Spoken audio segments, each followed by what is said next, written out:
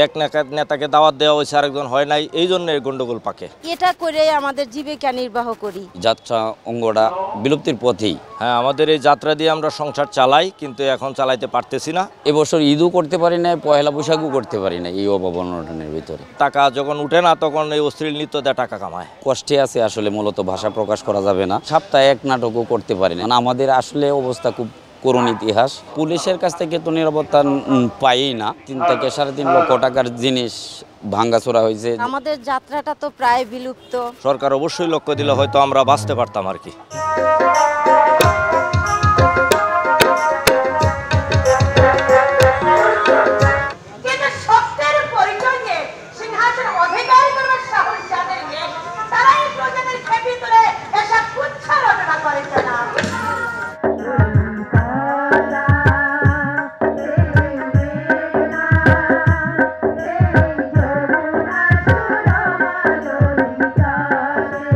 হুজুররা যে বাধা সৃষ্টি করতেছে, দেখা যাইতেছে গ্রামে যদি আমাদের নাটকের থানা থেকে পারমিশন না নিও, হেরা জোরু করিয়া সব হুজুররা যায় থানায় এবং মঞ্চ আগুন লাগাই দেয়, ভাঙিয়ে দেয়।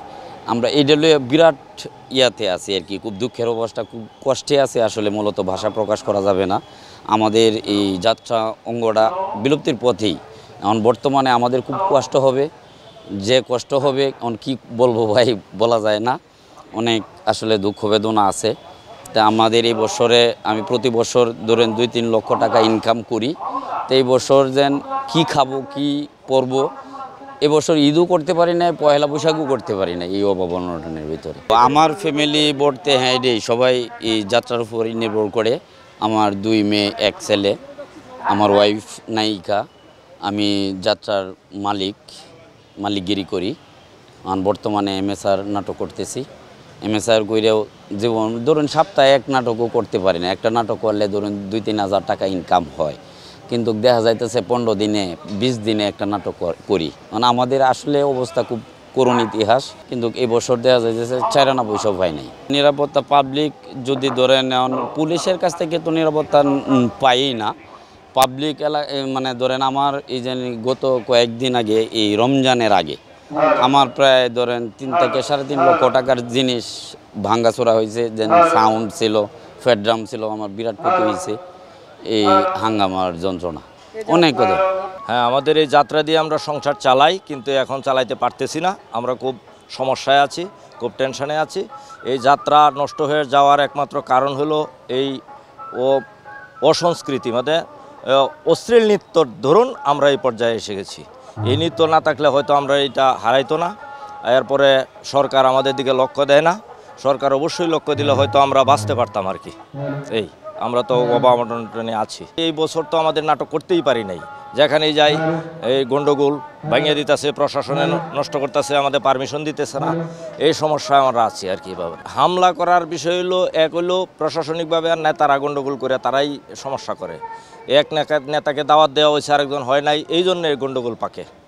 এই জন্যই আমাদের প্রোগ্রাম করতে পারি না। না, অশ্লীলটা এখন নাই, এখন অশ্লীল উঠে গেছে। আগে ছিল নৃত্য, ছিল অশ্লীল নৃত্য, ছিল যাত্রা দল ছিল, কিছু কিছু দল ছিল, ওটির মধ্যে শিল্পী নাই, অভিনেতা নাই, পরে তারা নাচ দেখায়, তারা রাত কাটায়, এই অবস্থায় ছিল। আর যারা নায়ক পার্টি, তারা আয়োজন করে, দেখে তাদের টাকা যখন উঠে না তখন এই অশ্লীল নৃত্য দিয়ে টাকা কামায়, সেল দেয়।